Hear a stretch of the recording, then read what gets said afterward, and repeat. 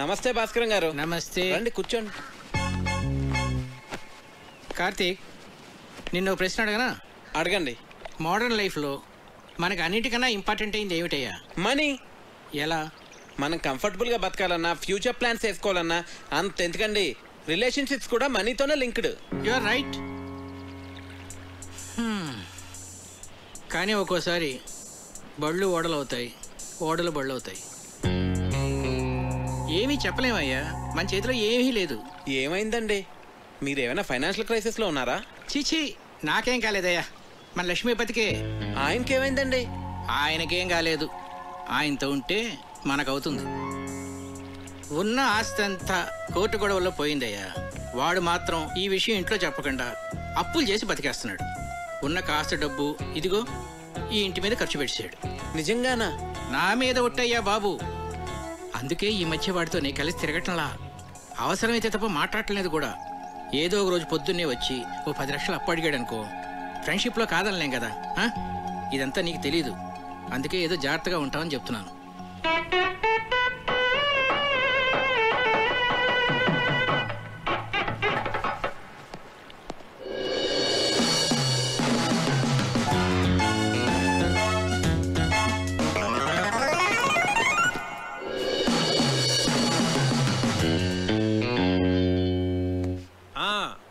మర్చిపోకండి, ఆ డెకరేషన్లో కరెక్ట్గా చేసే వాళ్ళకి పురమాయించాలండి. ఆ తర్వాత మన ప్రియ పెళ్లిలో అన్ని రకాల నాన్ వెజ్లో ఉండాలి అక్కిరాజ్ గారు. మర్చిపోకండి. సరే.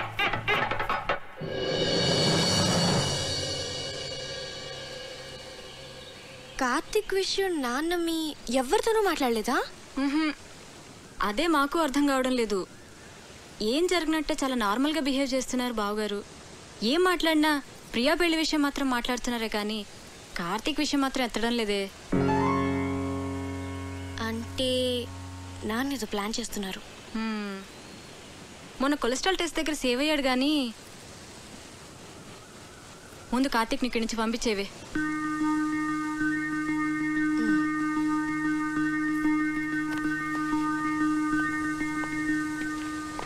కార్తిక్, నీ గురించి వస్తున్నాను. నేను నీ గురించి వస్తున్నాను. ఏ ఎందుకు ఊరిపోతావా? టికెట్ తీసేనా? మీ నాన్న ఫైనాన్షియల్ స్టేటస్ గురించి నీకు తెలుసా? ఏ కట్నం అడుగుతావా? మీకెవరికి అర్థం కావట్లేదు. లైఫ్ అంటే లగ్జరీసే కాదు కావ్య, లయబిలిటీస్ కూడా. ఫ్యామిలీ అంటే పండుగలు వచ్చినప్పుడు సెలబ్రేట్ చేసుకోవడమే కాదు, ప్రాబ్లమ్స్ వచ్చినప్పుడు ఒకరికొకరు సపోర్ట్గా ఉండాలి. సినిమా చూసి వచ్చావా? నేను ఎక్కడికి వెళ్ళను, ఇంకా కొంతకాలం ఇక్కడే ఉంటాను. అవును, మీ ఇంట్లో పని వాళ్ళు ఎంతమంది ఉన్నారు?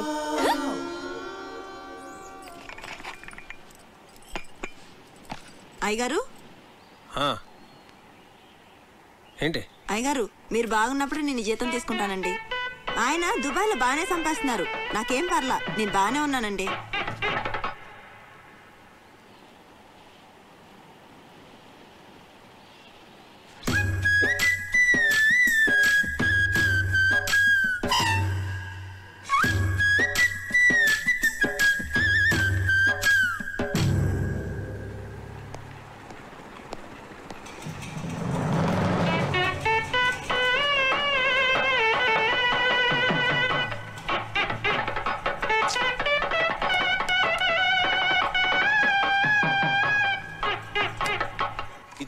చాలురా కావ్య. తిను కార్తీక్, కొంచెమే చాలు. చూస్తున్నావు, తినవే. తర్వాత వేస్తాను. కళ్యాణి, మండువాల ఫ్యాన్స్ అయి ఊరుకునే తిరుగుతున్నాయి, చూస్తే ఎవరూ లేరు. నేను ఆఫ్ చేసేసాను. అలా కరెంట్ అయి వేస్ట్ చేయకండి. రేపు నుంచి వేడి నీళ్లు గీజర్తో కాయొద్దు, కరెంట్ బిల్ ఎక్కువ వస్తుంది, అనవసరమైన ఖర్చు. తాటిమట్లో ఎండు కొబ్బరాకులు ఎవరు పడితే వాళ్ళు పట్టుకుపోతున్నారు, వాటితోనే నీళ్లు కాయి. ఇలా చేస్తే మనం ప్రతి నెల 300 కరెంట్ మీద సేవ్ చేయొచ్చు. సరేనా? అలాగే బాబు. అంకల్, ఒకసారి ఇటు రండి. ఇటు రండి అంకల్. మీరేం కంగారు పడకండి, నేను ఇక్కడ అన్ని సెట్ చేసి వెళ్తాను. భాస్కర్ గారు నాకు అన్ని చెప్పారు. దగ్గరండి. భాస్కర్ గారు మీకు ఫ్రెండే కావచ్చు, కాకపోతే మీరు అనుకున్నంత మంచి వ్యక్తి కాదు అంకల్. పోచండి.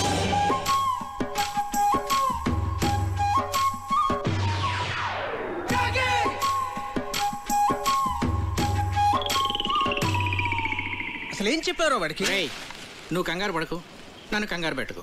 అసలు ఏం జరిగిందిరా? మా పనోళ్ళు జీతాలు తిరిగి చెడిపోతున్నారు. ఆ టెడ్డీ బేరగడమో పొదుపు చర్యలు అంటాడు. పైగా ఆ భాస్కరం మీరు అనుకున్నంత మంచోడు కాదంటాడేంట్రా. ఇలా అడ్డం తిరిగిందేమిట్రా కదా. నన్ను కొంచెం స్థిమితంగా ఆలోచించుకునేరా. భాస్కరం గారు, రిజిస్టర్ పోస్ట్ ఇంట్లో ఇచ్చానండి. రాజుగారు, నేను విన్నది నిజమేనా అండి? మీరేం భయపడకండి, మన ఊరు మొత్తం మీతోనే ఉంది. ఉంటానండి. ఇదిరా నా పరిస్థితి. ఏం చెప్పావురా వాడికి? కోర్టులో నీ ఆస్తంతా పోయిందని, నువ్వు బికారివైపోయావని చెప్పాను. ఏంటి? నాకేం తెలుసురా వాడు ఇంత పెద్ద ఇష్యూ చేస్తాడని. విషయం వినగానే నిన్ను కావిని వదిలేసి పారిపోతాడు అనుకున్నాను. రే, ఏదోటి చేయరా బాబు, లేకపోతే ఈస్ట్ గోదావరి ప్రజలందరూ చందాలేసి నా కుటుంబాన్ని పోషిస్తామనేలాగా ఉన్నారు. సర్లే, నేనే ఏదో ఒకటి చేస్తాను, నువ్వు కంగారు పడకు. అసలు నీకేమైంది? ఎందుకు అలా బిహేవ్ చేస్తున్నావు? డైనింగ్ టేబుల్ దగ్గర ఏంటా డిస్కషన్? నీకో విషయం చెప్పాలి. ఏంటది? అది మీ నాన్నగారికి. కార్తీక్, కార్తీక్, ఒక్క నిమిషం ఇలా రావయ్య, నీతో మాట్లాడాలి. ఒక్క నిమిషం ఉండు, నేను మళ్ళీ వస్తాను.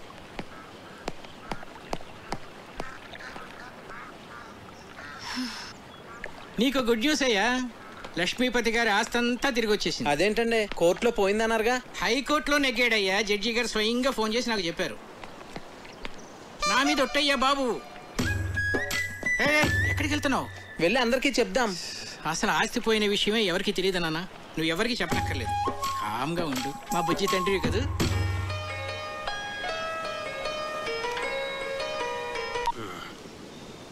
హలో రావు గారు, ఎలా ఉన్నారు? నేను బాగానే ఉన్నానండి. చెప్పండి. అది మరేం లేదండి, మీరేదో ఫైనాన్షియల్ క్రైసిస్లో ఉన్నారని విన్నాను. ఎవరు చెప్తున్నాడండి మీకు ఇలాంటివన్నీ? అయ్యో, మీరు అలా ఇరిటేట్ కాకండి. ఒకవేళ ఏదైనా ప్రాబ్లం ఉంటే చెప్పండి, పర్వాలేదు, వెళ్ళి పోస్ట్ పోన్ చేసుకుందాం. మాకేం ప్రాబ్లం లేదు, మేము అర్థం చేసుకోగలమండి. చూడండి, నేనే క్రైసిస్లోని లేను. ఎవరు చెప్పిన మాటలు వినకండి. ప్రియ పెళ్లి అనుకున్న టైంకి చాలా గ్రాండ్గా జరుగుతుంది. సరేనండి? సరే అండి, మీతో నేను మళ్ళీ మాట్లాడతాను. Okay okay. ఇక్కడున్నారా? మీకోసం అంతా వెతికాను. ఇదిగోండి, తినండి స్వీట్. ఓ, మీరు డయాబెటిక్ కదా? నేను చాలా హ్యాపీగా ఉన్నానండి మీ ఆస్తి అంతా తిరిగి వచ్చేసినందుకు. తినండి. ఒక స్టూపిడ్ ఇడియట్. ఏంటా వెకిల్ నవ్వు? ఏమన్నానో అర్థమైందా? బాగా అర్థమైంది అంకుల్. ఏమర్థమైంది? మీకు నేను నచ్చానని. ఎవరైనా బాగా నచ్చిన వాళ్ళని, ఇష్టం ఉన్న వాళ్ళనే కదండి ఇలా తిడతారు. ఎవడా చెప్పాడు నువ్వు నాకు నచ్చావని? నా కూతురు ఫ్రెండ్ గానే నిన్ను నేను యాక్సెప్ట్ చేయలేను. అలాంటిది నా అల్లుడుగా ఎలా యాక్సెప్ట్ చేస్తాను అనుకున్నావు? ఎప్పుడైనా నీ పర్సనాలిటీ చూసుకున్నావా? అసలు ఒకసారి ఆలోచించు. ఇప్పుడు మేము ఫ్యామిలీ ఫోటో దిగాలంటే ఎక్కడ నిలబెట్టాలి నిన్ను? ఆ ఫ్రేమ్ లో కూడా పట్టవే నువ్వు. నాకు నా కూతురికి మధ్య బండరాయిలే తగలటం. దాన్ని ఏమి అనలేక నోరు మూసు కూర్చున్నాను. ఏదో ఒక రోజు నా కూతురే నిన్ను చొక్కా పట్టుకొని బయటికి గంటేస్తుంటే చూస్తూ ఉండు.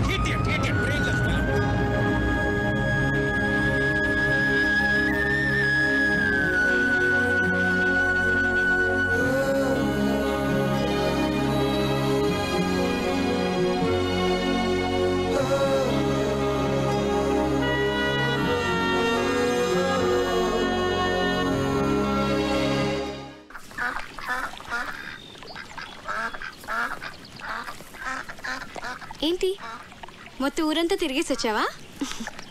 ఉండు, కాఫీ తెస్తాను. మీ నాన్నకి నేను నచ్చలేదంట.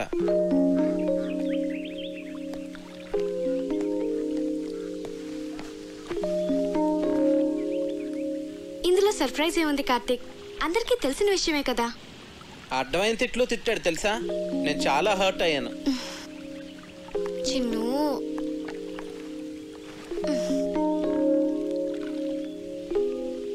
నేను మీ నాన్నని మన పెళ్లికి కన్విన్స్ చేయలేను అనిపిస్తుంది కావ్య. నువ్వు చాలా ఈజీగా కన్విన్స్ చేయొచ్చు కార్తీక్. ఎలా? ఆర్మీ వాళ్ళని కన్విన్స్ చేయడం చాలా ఈజీ. నిజం. మా డాడీని నేనే కన్విన్స్ చేద్దాం అనుకున్నాను, ఇంతలో నువ్వు వచ్చేసావు. సర్లే, ఇక నువ్వే డీల్ చేయాలి కదా మరి. చిన్ను, మా నాన్న మా అమ్మని పెళ్లి చేసుకోవడం కోసం తాతయ్య నొప్పించడానికి ఎన్ని కష్టాలు పడ్డాడో తెలుసా? చివరికి తాతయ్య ఒప్పుకున్నాడు. మా తాతయ్య మా నాన్నకన్నా చాలా క్రిటికల్ పర్సన్. నీ గురించి నీకు తెలియచున్ను. నన్నే నువ్వు ఇంప్రెస్ చేయగలేంది మా నాన్నని ఇంప్రెస్ చేయడం నీకెంత పని చెప్పు. నువ్వు స్ట్రాటజీస్ వేస్తావే అవన్నీ అప్లై చేయి. సింపుల్. అవునా?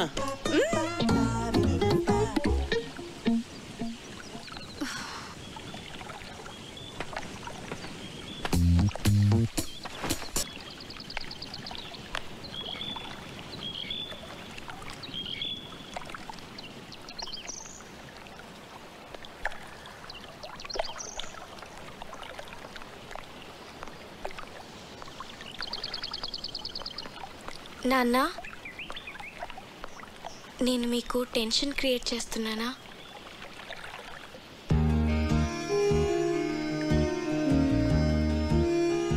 ప్రియా మ్యారేజ్ అయిన తర్వాత మాట్లాడదాం అన్నారు కదా, మీరు ఇక వరీ కావద్దు నాన్న. నేను కూడా ఎంఎస్ చేద్దాం అనుకుంటున్నాను. సో నేను హైదరాబాద్ వెళ్తాను.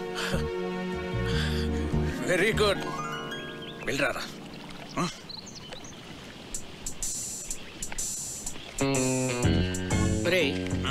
హైదరాబాద్ వెళ్ళాక వాళ్ళు ఇద్దరు అక్కడ పెళ్లి చేసేసుకుంటేను. చచ్చా, నా కూతురు నాకు చెప్పకుండా అలా చేసుకోదరా. చేసుకుంటుందంటావా? ఏమో.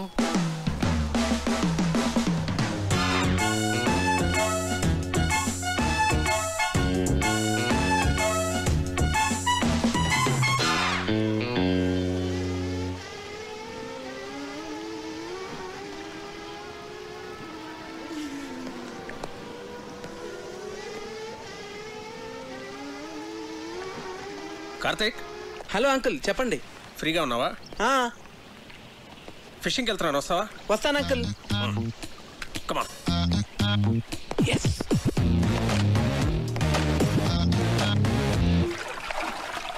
రాజోల్ చాలా బాగుంది అంకుల్. బాగుంటుంది బాగుంటుంది. నేను ఎప్పటికైనా ఇక్కడే సెటిల్ అవుతాను. ఆహా. మనకిప్పుడు పులస చేప పడుతుంది అంటారు అంకుల్. నాకు చాలా ఇష్టం.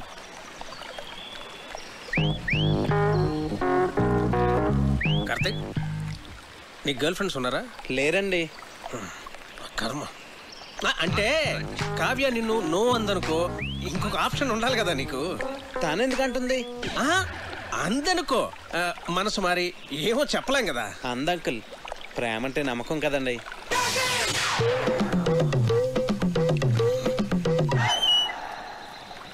నిన్ను అడ్డమైన తిట్లు తిట్టాను కదా, అయినా ఇక్కడి నుంచి నీకు వెళ్ళిపోవాలనిపించలేదా? అనిపించిందండి. నేను వెళ్ళిపోదామనే అనుకున్నాను, కానీ కావ్య నన్ను కన్విన్స్ చేసింది. నేను తన్నే కన్విన్స్ చేయగలింది, మిమ్మల్ని ఎందుకు కన్విన్స్ చేయలేనని అంత కన్విన్సింగ్ గా చెప్పేసరికి నేను కన్విన్స్ అయ్యి ఇక్కడే ఉండి మిమ్మల్ని ఎలాగన్నా కన్విన్స్ చేద్దాం నేను కన్విన్స్ అయ్యాను అంకుల్.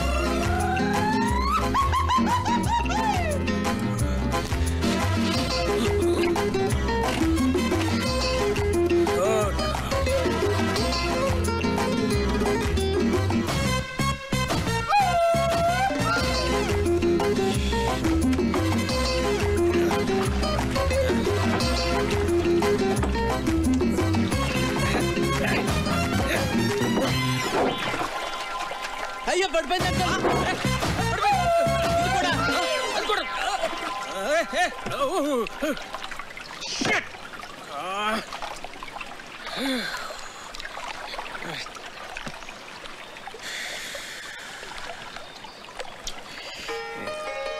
అరే, ఫోన్ ఉంది. ఇక్కడ కూడా సిగ్నల్స్ ఉన్నాయి అంకుల్. రిలయన్స్. ఏమైంది? చార్జ్ అయిపోయింది.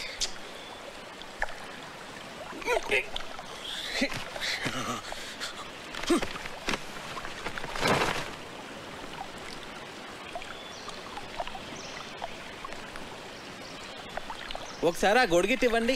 నేనేమన్నా? ప్లీజ్ అంకుల్, ఒకసారి ఇవ్వండి. తీసుకో తీసుకో తీసుకో.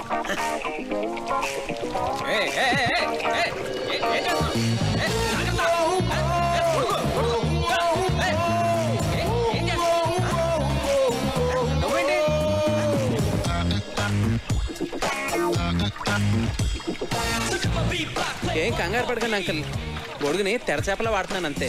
మనం సేఫ్గా ఒట్టుకెళ్ళిపోతాం. మనం తప్పు చేశాను రా. ఏంటి? కార్తీక్ నీకు పెర్ఫెక్ట్ కాదు అని చెప్తున్నావే తప్ప పెర్ఫెక్ట్ అంటే ఇలా ఉండాలి అని కావ్యకి చూపించే ప్రయత్నం మనం ఎప్పుడూ చేయలేదు. అంటే నీ దగ్గర చెత్త ఫోన్ ఉందనుకో, దాంతోనే కాంప్రమైజ్ అవుతావు. పక్కనే రిలయన్స్ బ్లాక్బెర్రీ లాంటి చాయిస్ ఉందనుకో, రెండిట్లో దేన్ని చూస్ చేసుకుంటావురా? Got it? That's good. కానీ ఇప్పటికిప్పుడు బ్లాక్బెర్రీ లాంటి పెళ్లి కొడుకు ఎక్కడ దొరుకుతాడరా మనకి? ఎన్ని సంబంధాలు తెచ్చానరా నేను. ఆ భరత్వరమని ఎందుకు రిజెక్ట్ చేసావు? ఒక్క రీజన్ చెప్పు. వాడు షూ పాలిష్ చేసుకోలేదురా. షూ పాలిష్ చేసుకోలేదని పెళ్లి కొడుకునే రిజెక్ట్ చేస్తావరా? నీకు తెలియదురా, డ్రెస్ సెన్స్ ని బట్టి మనిషి మెంటాలిటీ చెప్పొచ్చు. ఈ షూ పాలిషింగ్, స్టార్ షైనింగ్ ఇవన్నీ ఎంత ఇంపార్టెంట్ ఆర్మీలో నీకు తెలియదు. It reflects person discipline and attitude. నీ కట్టే డిబేర్ గాడే కరెక్ట్రా.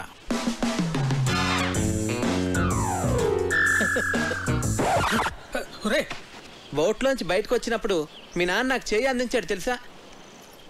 అమ్మయ్యా, మీ నాన్న 90% కన్విన్స్ చేశాను. కావ్య, ప్రియ వెడ్డింగ్ కార్డ్ సెలెక్ట్ చేస్తున్నారు, రండి వెళ్దాం పద. హే, నువ్వు ఇక్కడేం చేస్తున్నావే? అక్కడ నీ మ్యారేజ్ ఇన్విటేషన్ కార్డ్ సెలెక్ట్ చేస్తున్నారు. ప్రిపరేషన్స్ లో ఉన్నాను, మీరు సెలెక్ట్ చేసేయండి. అదేం కుదరదు, పద. అబ్బా, ప్రశాంతంగా చదువుకొనివ్వరు. మీ చేతిలో బాగున్నట్టుంది, ఇలా ఇవ్వండి. ప్రియా, ఇది నీకు నచ్చిందా? బాగుంది కదా? ఇది బాగుంది కదా? ఏది? బాగుంది.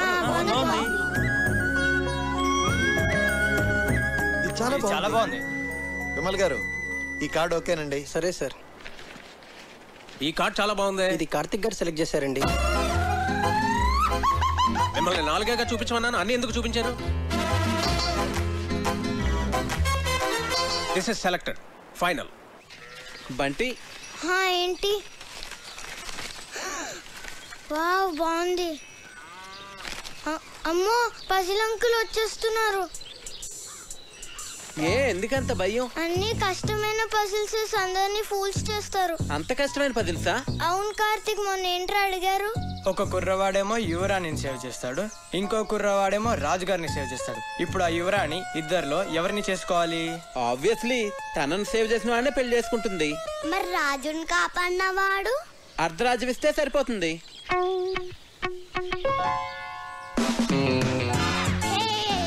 అంకుల్, మీ పజిల్ కి నాకు ఆన్సర్ తెలిసిపోయింది. నేను చెప్తా. రాణిని కాపాడిన తను రాణితో పెళ్లి చేసుకుంటాడు, రెండో అతనికి అర్ధరాజ్యం ఇస్తాడు.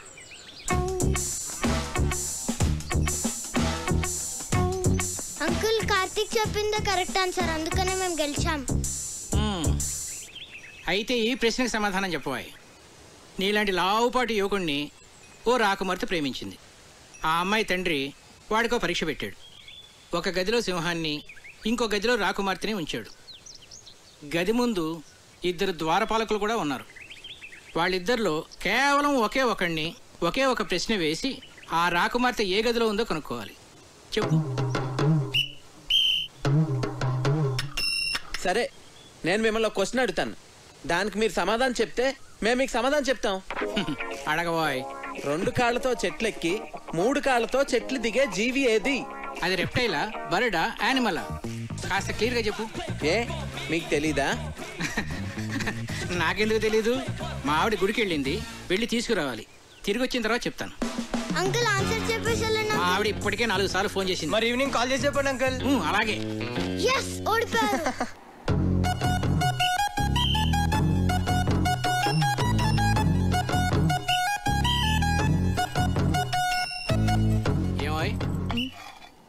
నిన్ను పజిల్ అడుగుతాను, చెప్తావా? ఏంటండి? 2 కాళ్ళతో చెట్టు ఎక్కి 3 కాళ్ళతో దిగేదేంటి? నాకు తెలియదండి. నిన్ను అడగటం నాదే బుద్ధి తక్కువ.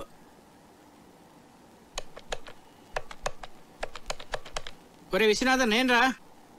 సారీ రా, నీ కూతురు పెళ్ళికి రాలేకపోయాను, ఏమి అనుకోకు. ఒరేయ్, నిన్ను పజిల్ అడుగుతాను. 2 కాళ్ళతో చెట్టు ఎక్కి మనల్ని వంట చేయొద్దని చెప్పి తనేదో స్పెషల్ చేస్తానన్నాడు. ఏం చేస్తున్నాడో ఏం అర్థం కావట్లేదు. ఏదో వెరైటీ వంట చేస్తున్నట్టున్నాడు. కార్తీక్ వంటలు చాలా బాగా చేస్తాడు. రేయ్, నువ్వేంట్రా చదువు మనసి ఇక్కడ? ఇప్పటి వరకు చదువుకునే వస్తున్నానమ్మా. వీడొకడు వంటలంటే పిచ్చి. ఇదిగోండి గారు చికెన్. మసాలా మిక్స్ చేయమంటారా? వద్దొద్దు, అలాగే ఉంచు, నేను చెప్తాగా.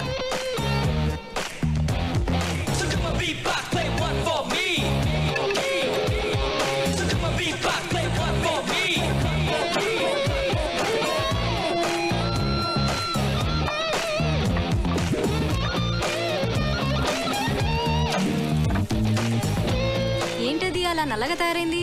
అయ్య బాబాయ్ మాడిపోయింది అమ్మగారు. నుండమ్మా, చాలా బాగుంటుంది. హే ఉండు, నాన్నగారిని తీసుకొస్తా.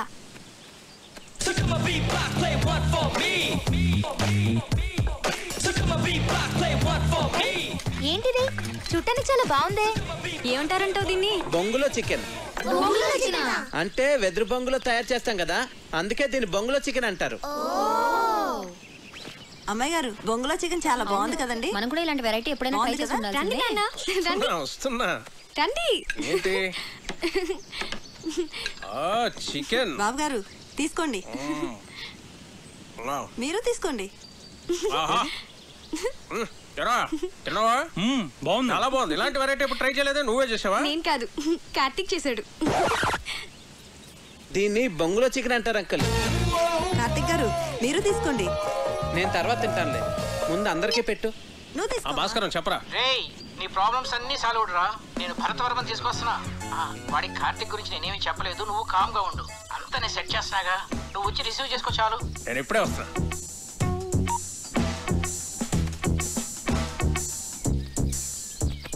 తీసుకోండి.